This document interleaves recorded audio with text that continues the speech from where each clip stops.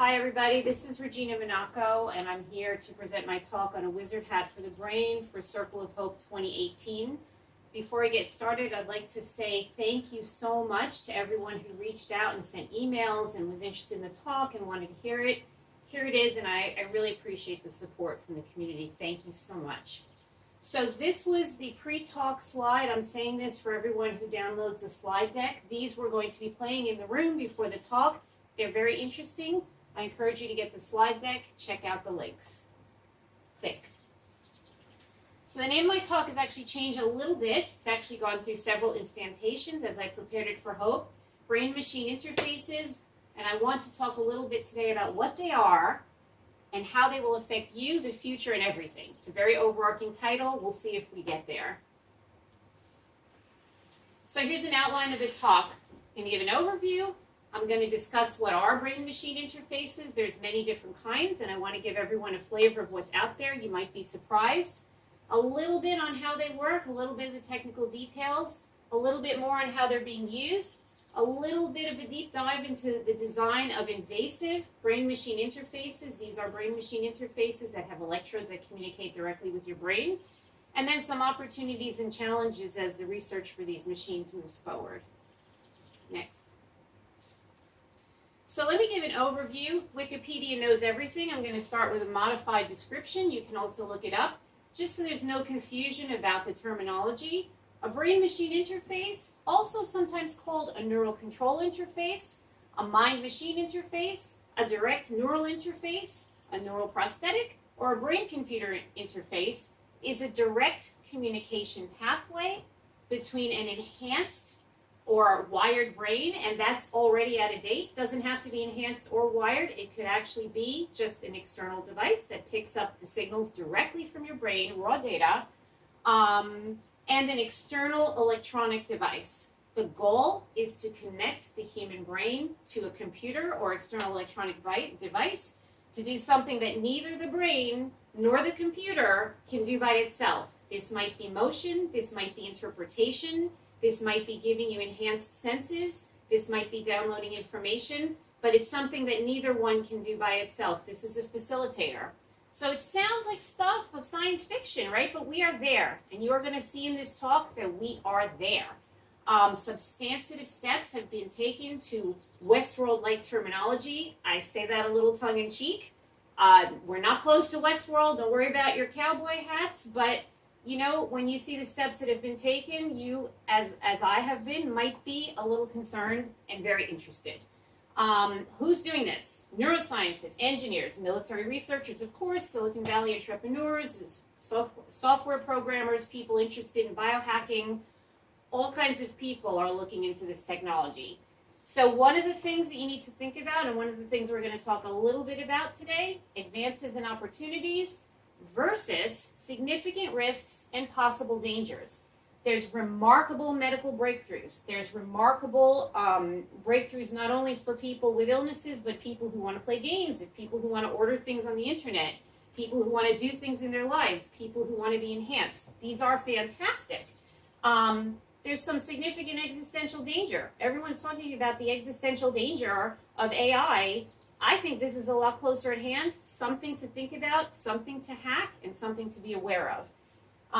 So another way of looking at this is instant access to information, all the things that you want, all the things that you need access to, all the things that you might be concerned with. Send a text, order something, communicate with someone that you need to, look up something, make a note. Instant, fast, amazing, versus possible danger to your free will, to your freedoms, and to your privacy.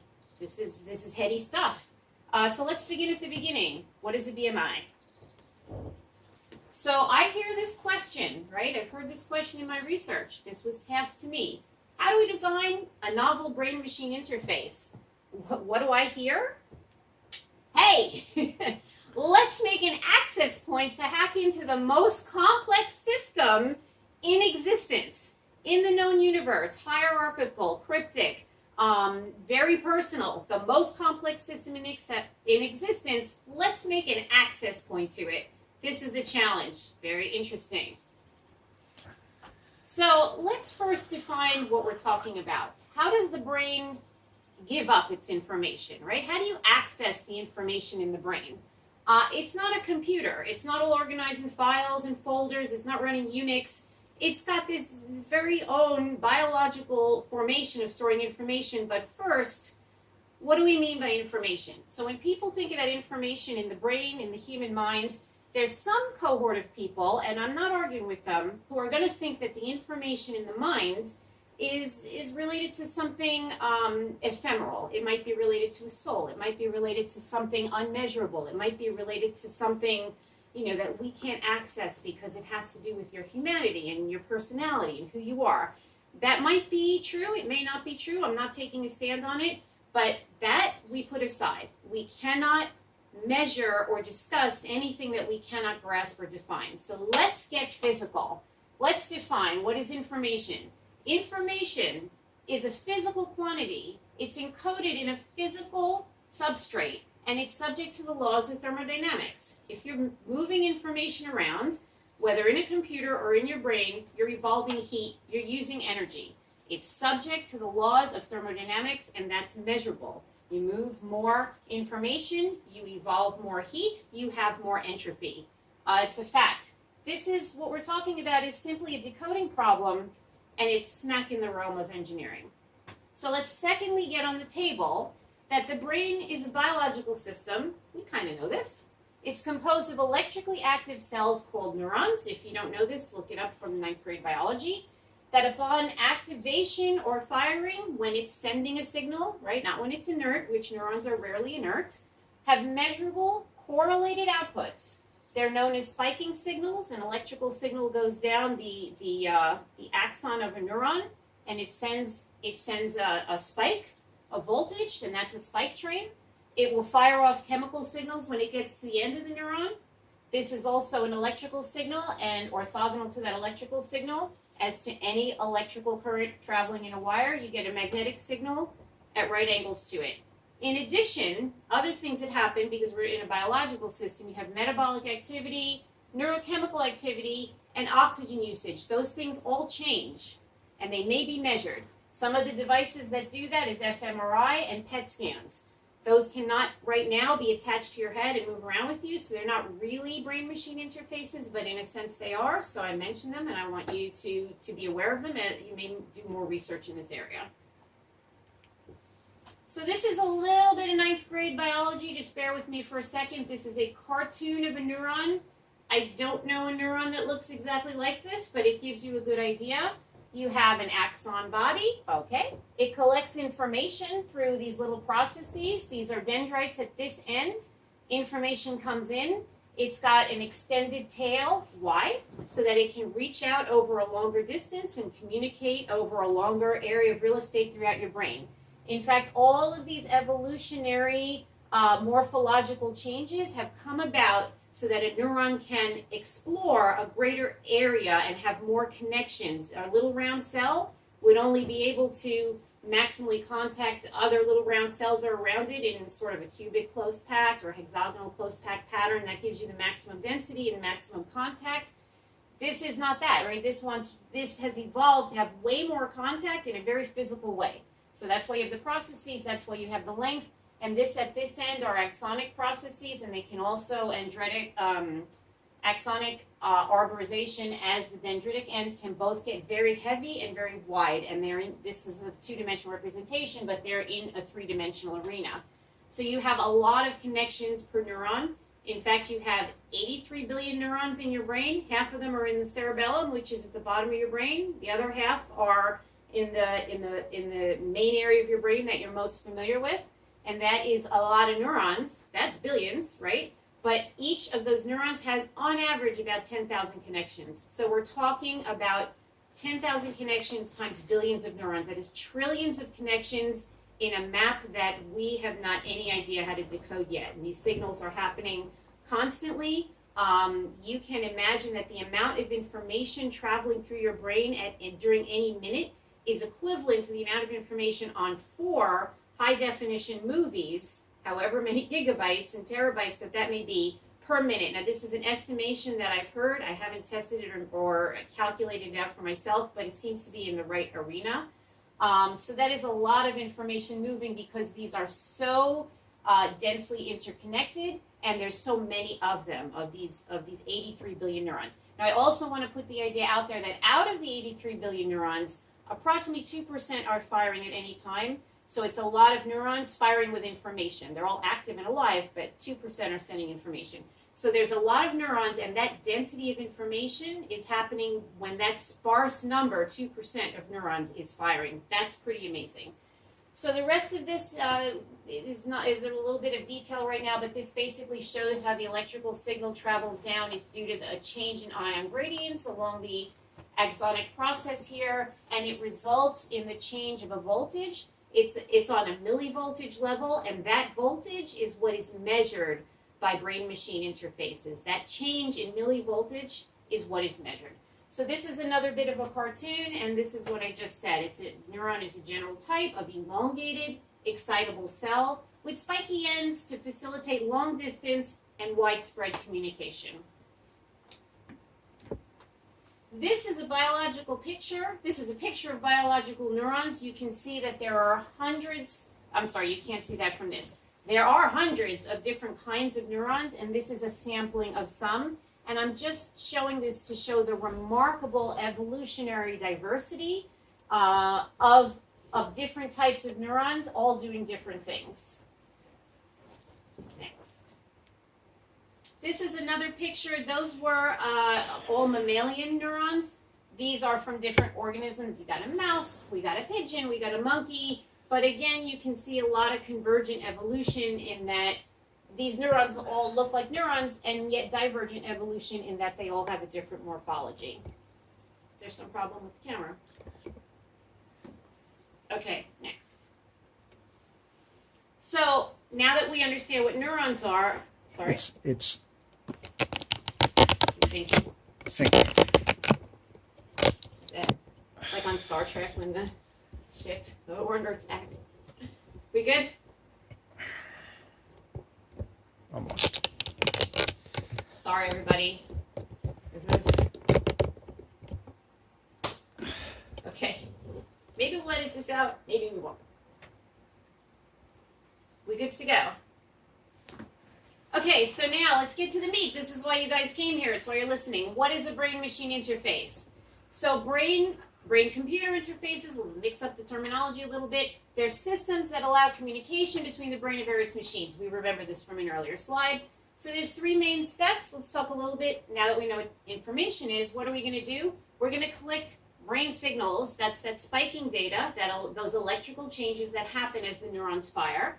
We're going to interpret those signals, right? They're just signals. They're just spike trains, so we don't know what they mean. So we want to know what they mean. That's the whole point. So we need to find a way to interpret them. And then after we collect them and interpret them in real time, because it doesn't mean anything to do something the next day with the information, or it might, but really not that relevant. In real time, we want to output commands to something. This says to a connected machine, but really to disconnected machine, to the internet, to something. And they have to be reliable and rigorous. You can't think a thought, move left, and have it 90% of the time move left, and the rest of the percent of the time, jump up and down. It has to be reliable, rigorous, according to whatever brain signal and brain pattern is received, depending on what data is input. Signals and commands are currently applied to a variety of tasks. So what can we do with brain-machine interfaces? Now we have a little idea of what they are. Why do we have them? So here are some medical uses. Reduction of chronic pain. If you have chronic pain, you want that. That's giving people's lives back in some cases. Neurofeedback, right? That's something that people are very interested in. Biofeedback is the buzzword from the past. Neurofeedback. Restoring motor function to people with locked-in syndrome, to people that are paralyzed, to people that are quadriplegic. Communication with locked-in patients. You can't move, your neck is broken, you have some disease or something. Well, you can think, you are locked in, that is a terrible life. Well, if they can communicate with their minds on a spell board or on a computer with an artificial voice, Stephen Hawking would have probably gotten a lot more work done with a device like this. There are many people who could use this sort of communication. Improving or allowing sensory processing. If you're deaf or blind or have any other disability with any of your senses, this is going to give you access. Think cochlear implants, think retinal implants, which are not quite on the market, but they're coming. But how about also enhancing these things? You can see fine, maybe you want infrared sight. Maybe you're partially blind and you have some impairment. Maybe you want to see a video game, while you're driving, which I don't recommend, by the way. Luckily, that's not on the market.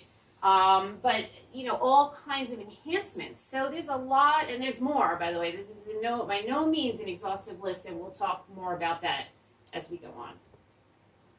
So what are the types of BNI? And I'm going to go over this a couple of times in different slides. There's basically two classes.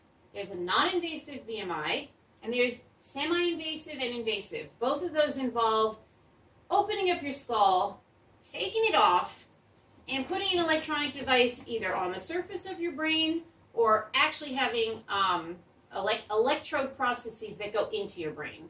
So they're very, very different from the non-invasive. The non-invasive is mostly what you'll be familiar with and what we'll talk a lot about, the EEGs, a little bit of fMRI. What I alluded to earlier is you can't really walk around with an fMRI on your head, but you can walk around with an EEG on your head. These are the different layers of the skull.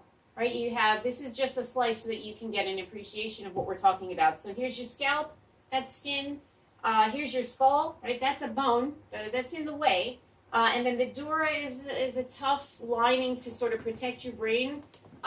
Just to understand a little bit more about what we're talking about, when you peel back the skull, which is hard, and the dura, which is firm, you got something that is really pretty soft and gushy, and you don't want it splishing around. So the brain is very protected and encased for those reasons. Neural material, there's just no way to give it a lot of structure and biologically and still have it function. So evolution instead gave it this tough casing.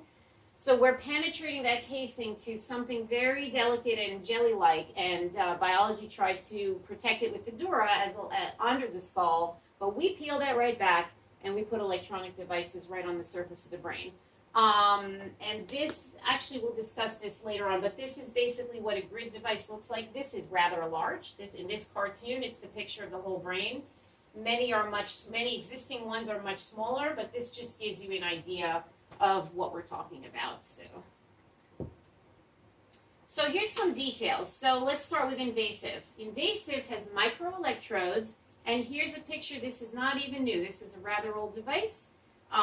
This is in the class of electrode devices. It has a multi-electrode array, and this goes directly into the cortex, which is the outer layer of the brain. And these electrodes penetrate and get signals directly from neurons. And if they're made, this particular design is not made to contact a single neuron, but technology is moving forward, and there are similar devices like this where the intent is to get a connection to a single neuron and watch its firing. These still take a small subpopulation and average this firing from them, which is basically the idea. Let's see. So these are placed directly into the cortex. They measure the activity. This says a single neuron. Go by what I just said. Only some of the more modern ones do that. And these extend through the cortex, which is about 2.5 millimeters. These can range, the thickness can range in different parts of your head from 1 to 4.5 millimeters. These are a constant depth of 2.5 millimeters. So they're meant to go through the cortex in most locations. So that's invasive. Semi-invasive, common semi-invasive would be an ECOG device, otherwise known as electrocorticogram. Those are like EEG electrodes. They collect signals from an average radial distance from where they are, an average number. They average the signals from a number of neurons, and they sit on the surface of the brain, but under the dura. The electrodes are placed on the exposed surface of the brain, and they're patterned, and there'll be a picture later on graphene, very, very thin graphene, or very thin silk. Also things like Kapton. There's a whole series of biocompatible materials that are very flexible, and they can also sit and actually conform to the surface of the brain, so that the grid array is not this rigid array that you're trying to put on this curved and bumpy surface. It actually patterns itself. And then there's the non-invasive and much lower resolution, which is why, of course, why do we do this? And why don't we always do non-invasive? Because the resolution is far lower. The signal is attenuated. as it goes through the bone and dura and all the other, and the skin. And these are much, much cleaner and more specific signals. But there's a trade-off, and that's the penetration into your skull, which you may not like. 20 minutes. Oh, thank you. So let's talk about non-invasive EEG. I'm going to speed up a little bit. Looks like I'm running out of time. So this is a standard medical pattern. These electrodes go on in a pattern. They take, as I just said, the activity of the brain underneath. They average it, and then they are interpreted. Each signal is a separate line. They're connected. They're compared to a ground, and then they're interpreted in terms of one another, in terms of relative voltages. So you typically get these many lines. Each one of these is the interpretation of some chain or series of the electrodes on your head in something called a montage. So these are very simple in general to set up, and they collect a shocking amount of information. I'm going to speed this up a little bit, please. So just so you have some idea, well, how do they get information? This is confusing. They're taking information from a lot of neurons. This is just a general idea. This is not a real EEG at all. But say this is a cartoon head. So you have 4 electrodes on it. If in some spatial temporal moment you have activity, here's the peak of activity at this moment. This happens to be negative 100 microvolts. So if you have it on the surface of the brain and you have these 4 electrodes, this electrode is going to pick up the highest signal. These 2 are both going to pick up minus 30, so you know that they're in the same oval. And this one is going to pick up minus 70. If you graph that, this is actually this same data. This is sort of like a topological map of this. This peak is here. So if this looks like the trace, you know that the maximum voltage was here. If you have it connected to a background probe, you know that it's negative 100 microvolts. This is a very simple cartoon on how you can get the microvoltage activation potential energy from a series of electrodes placed on the surface, basically, of an active biological sphere. So this is exactly how EEGs work, like in the very simplest case. So here's some acquisition of raw data. I think I'm going to skip this in terms of time, but again, this is a real EEG, and I kind of wanted people to be able to see that. That's the subject. You're going to acquire the signal. You're going to have pre-processing, which might include amplifying, conditioning, definitely going to include taking out any ambient noise, biological noise, artifacts, your heartbeat, eye blinks, all that information has to come out so that you clean the signal. Then you can, and you probably will, convert it from analog, which this is, to a digital signal. You're going to put it through any kind of filter you want to isolate signal of interest. For example, a lot of ham radio people will understand that this goes through a notch filter, which is a 60 hertz filter. You take out any 60 hertz component, you're cleaning it up.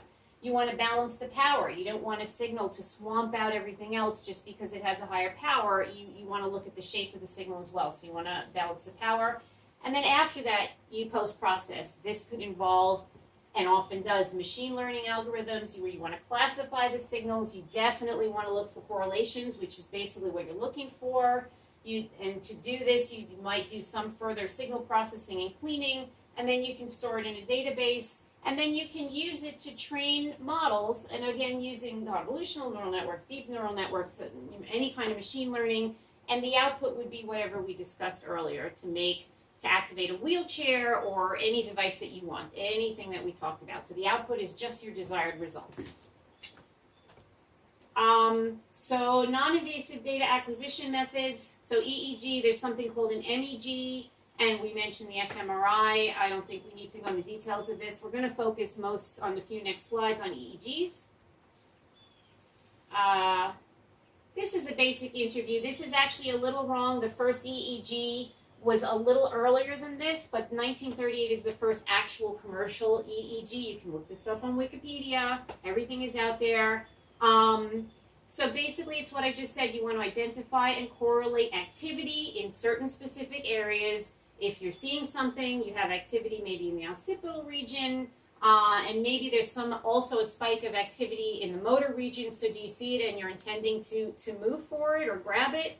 Those areas will spike at the same time, and then whoever's getting the signal will know that not only did you see something, but you have an intention to do something with it. for example. I think the rest of this can be read later. Click. So now let's look at semi-invasive BMI. So this is as I described later. You're going to open up the head, you're going to open up the scalp, you're going to put it right on the surface of the brain. That's the same picture from earlier. And you'll see that you're going to get very similar information. This is a slide from an actual lab, and the reference is in the notes of the talk. And this is a smaller device that was sitting right in the auditory region that is right, if you have the brain actually like this, and this thumb is the temporal region that's kind of right here. And it's collecting signals. This is going to be able to decode what you've heard, and we're going to see that a little bit later in the talk.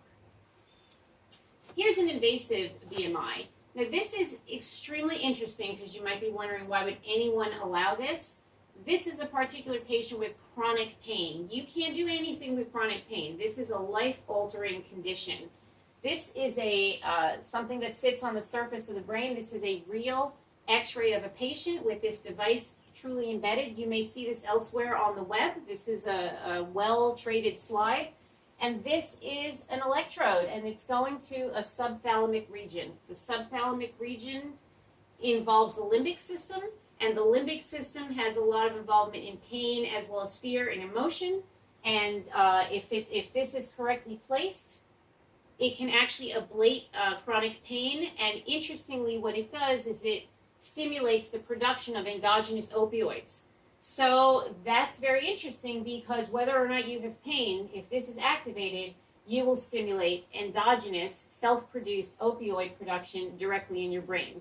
There have been studies done on the addictivity of this. According to the studies, it's not nearly as addictive as exogenally administered opioids, which is good, but it still pings the pleasure center. So I'm not saying that it's an issue, but it's interesting when you think about how this could be misused if somebody doesn't have chronic pain but kind of wants to go this far anyway. Not available, just a thought. Okay, this could also, by the way, this area could also control movement, so you would also use it for people with Parkinson's disease. The area of the brain also controls dopamine production, and dopamine production is what falls when you have Parkinson's disease, and that's why they lose motor control and they get this sort of rigid mask-like appearance, because they don't have control over the fine movements in their face, and this sort of rigid walk, because they're just losing the subtleties of motion control using dopamine. So you can stimulate artificially the production of dopamine using this. So this is very good, a very good medical use. It gives a lot of people their lives back. Skip this. So again, I'm going to go over the massive medical advances, because I do want to say what's extremely good about this research. Chronic pain, chronic migraine, psychogenic diseases, depression, anorexia, which can be thought of as either a depression-related or an addiction-related disease. People die of this. This is more serious than most people think. Addictions, including gambling, including any kind of addiction you've ever heard of. These can be ameliorated by a variety of different kinds of brain-machine interface interventions. You have ADD, PTSD, OCD, possibly autism, a little less research on that. These are all things, again, life-altering. If these can be ameliorated by a brain-machine interface, you have improved many people's lives and health. Neuromuscular disorders, tons of people with this, Parkinson's, amyotrophic lateral sclerosis, cerebral palsy, people with strokes that have maybe lost control of a part of their brains. Spinal cord injuries, people with a severed spinal cord, people with a damaged spinal cord, they've lost control over limbs or some part of their body, or maybe some control of internal organs that might be eventually deadly. You can get that control back.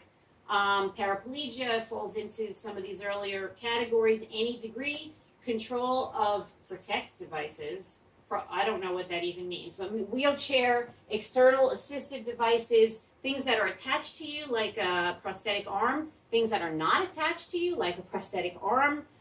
There's an experiment that's been available where a woman who's locked-in syndrome but is completely conscious and is able to talk is controlling an arm that's not even part of her body, and she can get it for the first time in her life. Within the last 5 years, she's been able to give herself coffee, and she's been able to feed herself a chocolate bar, which I think is a very important thing to be able to do, because she was able to use an implanted semi-invasive BMI to control this prosthetic device, and she's very happy to have been experimented on, to participate, and to have this device able to assist her in her life.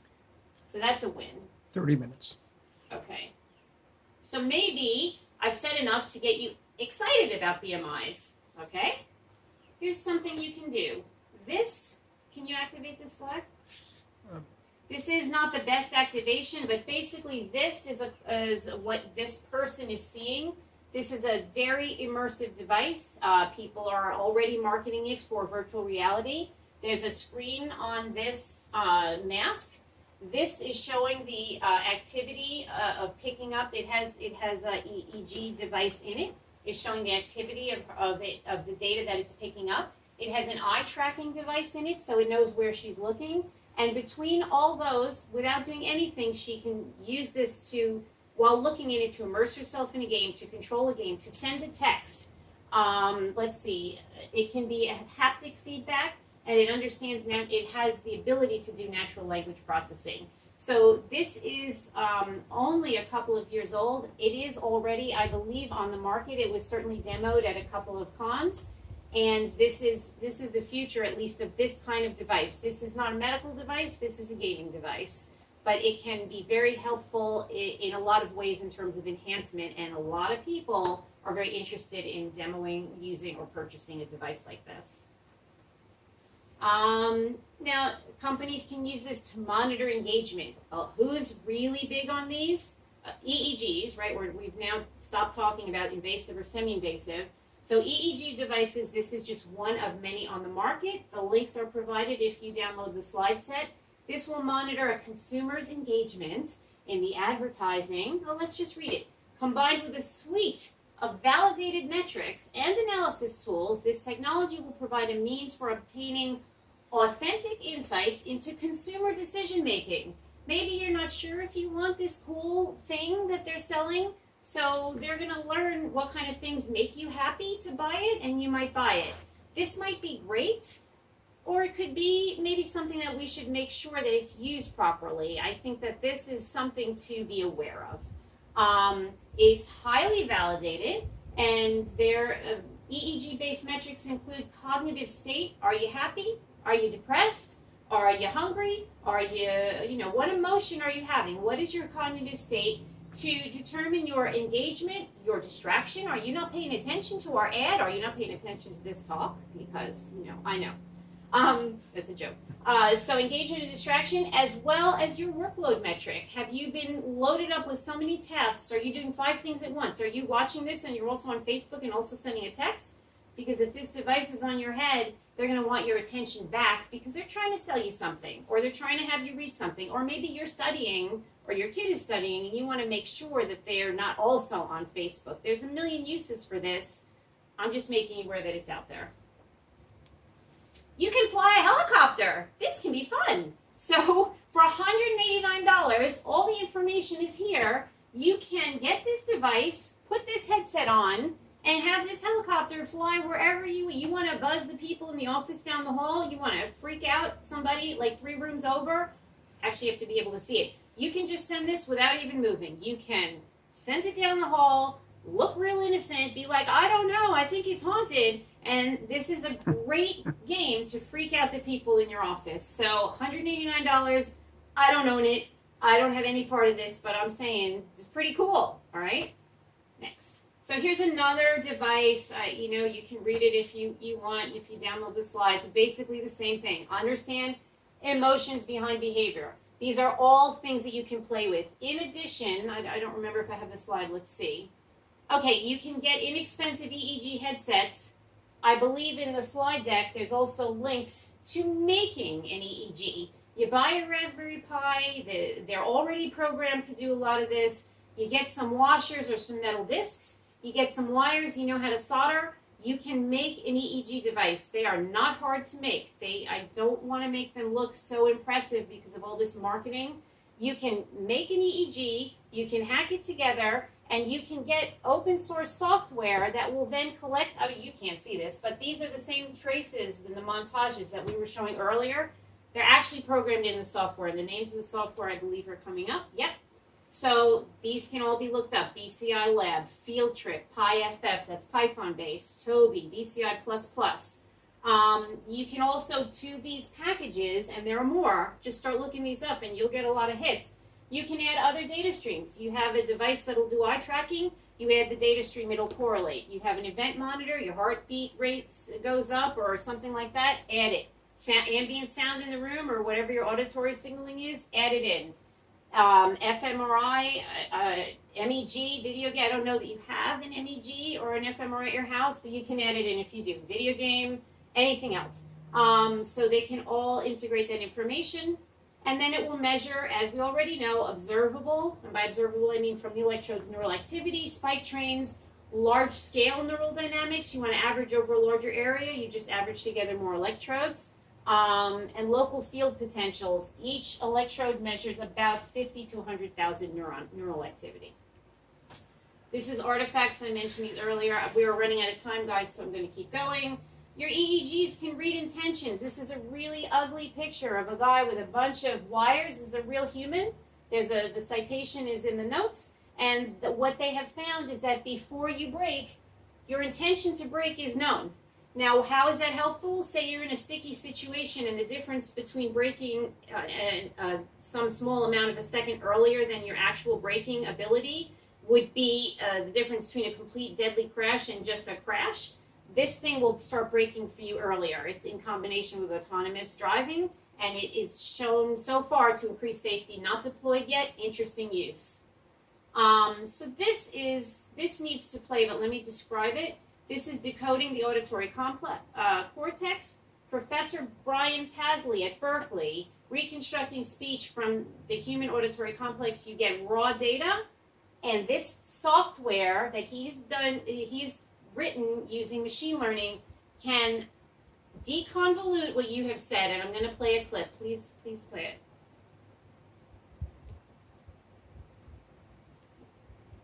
That's the wrong clip. Go back. Is it not playing so easily? Okay, back. Back in time. Okay, so I'm going to ask you guys, I'm so sorry, technical glitch. This is amazing. You're going to hear three things, and those three things are going to be three different interpretations at three different frequencies of the auditory signal that's coming from this near temporal area of the brain. It's near something called the Wernicke's area, if people are aware of that. So this is an ECOG device. It's sitting on the surface of the brain, but this research is also several years old. Don't have to do this anymore. Collecting data, and from the data, what you're hearing can be deconvoluted anywhere the signal has been sent in real time. That's a little frightening. So the next slide, or fascinating. The next slide, this is a little bit about how they did it. So basically there's a training phase. This is a cartoon. This is not real. But the training phase is that an image is shown, several images, and then the brain is scanned by whatever method you want. It could be EEG. In this slide, it's an fMRI. And then there's this lab broke their pattern up into voxels. That's a three-dimensional area of the brain. You take the average number of activations, spike trains, or signals, however you want to consider the data, per small area, and you get a pattern. This is 5 levels of activation. This pattern shows the activation over a very, very small area of the brain. This pattern correlates with shoe. This pattern correlates with cat. This is the training phase. You have to show the subject in this initial experiment, right? We want to get to the point where we don't need a training phase. Right now we do. It shows them a bunch of images. Then training phase is over. Show them a test image. Here's a completely different kind of shoe that it hasn't seen before. You get this activation pattern, you're able to predict that they're looking at a shoe. Now this research algorithm that they developed in this lab, I believe this is Jack Gallant's lab, was used. They showed a snippet of training movies, right? So they don't really show these useless little pictures. They show movies to people. They allowed the machine learning algorithm to run. It was not directed in any way. And then after it ran, they showed people movies that they had never seen before. And you're going to see the movie snippet, and you're going to see what the computer predicted. I hope this runs. Go. Movie prediction.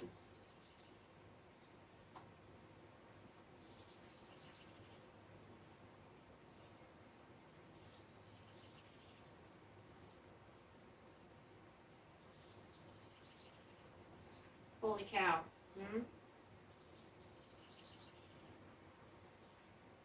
I've looked at this clip 100 times.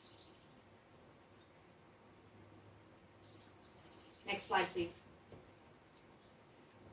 I find that fascinating. That is not even new. That is several years old. The technique has gotten much better, and yet it's interesting to know that that much can be done just from decoding the neural signal itself. So the information in your head, in many ways, can be easily collected by these brain-machine interfaces. It's not private. So you have to kind of keep that in mind, that technology, this is not what might happen. This is not a science fiction story. This is what has happened. So now in the end of the talk, and I hope I get a chance to finish it, we're going to talk a little bit about how this work is moving forward. This work, of course, is a culmination of research that started like with Shaky the robot in the 70s. And if you don't know what that is, look it up. Shaky the robot, very interesting, funded by DARPA. So, of course, a lot of this, not by no means all, is funded by DARPA. Now, I want to say that a lot of people are aware of DARPA funding. DARPA funding is public. It's available on the web. You can look it up. I'm going to show a whole bunch of solicitations. I'm not going to review them the way I hoped I would, but you can look them up later and read them. There's nothing secret here. It's publicly known and publicly accessible, and a lot of times whatever DARPA funds, not all the time, is printed in journals. So it's available, and you'll read a paper, and it'll say, thank you, DARPA, for your funding. So let's go back. DARPA began funding BMI designs around 1973, specifically BMI. So here, if you download the slides, you'll see what these solicitations are. These codes are what you can look up, and then each solicitation has a name, all available out there. Please take a look. It's fascinating. They funded autonomous driving with a focus on developing new science, and what they mean by that is new technologies for unsupervised perception and control. This is old, right? We already have this. They want to minimize the neurotrauma of soldiers. Neurotrauma might be PTSD. It might be fear and overadrenalization in the moment. Soldiers are humans, and they get fearful and frightened. They may lose their focus. They may lose their nerve. They may not want to fire. So we want to minimize the neurotrauma and make them more efficient soldiers. I'm not going to comment on if that's good or bad. I'm just going to comment that this is heavily funded. Something that I find fascinating is something called StoryNet. They want to know the neural mechanisms of narrative psychology to consolidate memory, shape emotions, cue heuristics, and biases in judgment. That's very interesting. That is basically controlling by putting out information that you could call fake news. It's understanding the effect of stories on people's cognitive state. That's something to watch. Go. So IARPA is not as well known, but it's very similar to DARPA funding. DARPA is the Department of Defense. IARPA is the Department of Intelligence. These are still DARPA initiatives, but I put that there so that people could also look up what IARPA is doing. Basically, here's some more snippets, right? Solutions to apply to large, dynamic, unlabeled, unsupervised data sets, and picking out things like neural codes and patterns. Neural codes are the small bits that you would put together to piece backwards on what you are thinking. You have a neural code, you end up with a thought. They're connected. You understand the code, you understand how to break the key into understanding what someone is thinking. Biological approaches to enhance peak performance. This is more related to the subthalamic electrodes in that the biologics would be increasing your serotonin level, increasing or decreasing your oxytocin level. They want to wake you up, maybe increasing your adrenaline. They want you a little sleepy, maybe decreasing. You know, you want to change somebody's state. You're going to change it quite drastically by changing the levels and concentrations of their neurotransmitters. And again, this is back to StoryNet. Each DARPA solicitation goes on for several years and might have more than one goal. They want to develop neural mechanisms of narrative psychology to develop warfighting tools. Publicly known, not a secret. Look it up. Very interesting to know what their goal is and how could it maybe be deployed outside of a warfighting arena. If we have this way to get people to do something necessary in a warrior situation, how might that be modified or adjusted to work in normal society? What might the goals of that be? something to look at. There are tons of links here, lots of information. So I participate, and we're going to blast through this, on something called the Neural Engineering System Design. How I know anything about the DARPA solicitations is that I participated and was applied to be part of this particular DARPA contract. I did not get the funding. That's fine. There were 8 groups that got the funding. They're all excellent researchers. The point is that these goals will be met. I have confidence in my colleagues. I have confidence in the people that got these grants. I know that they do good and solid work, and not a single one of them is trying to do anything below board. They're all working for the common goal of the good of everyone. But these are the goals that they're working for that they have received from DARPA. They want to develop an implantable neural interface. This is 2016. I just want you to know that in 2018, implantable, already unnecessary. They are already moved on to the next DARPA solicitation where you don't need these devices to be implanted. You can do it from an external non-invasive device. This is 2016. If you want to see what they're doing in 2018, I suggest you look for the DARPA solicitation that's current. Develop an implantable neural interface with unprecedented signal resolution and bandwidth between the human brain and the digital world. Right? There's a brain-machine interface for you. Then this is the comment of the program manager. Today's best brain-computer interfaces are slow, which is basically what he's saying. We want to upgrade this technology to open and control the channel between, or a channel, between the human brain and any modern electronics. Okay, interesting. And of course, they're completely aware that these breakthroughs, they don't only come from a single kind of science. Numerous disciplines, neuroscience, synthetic biology, low power electronics, very important. You don't want anything too powerful right in the brain. It's a delicate little thing. Photonics, medical device packaging and manufacturing, systems engineering, all these come together to inform this design. So we're going to really go through this quickly. You know, I'm not going to say too much, but basically we were looking at an implantation of hardware, and the hardware had to be very biocompatible. I think I've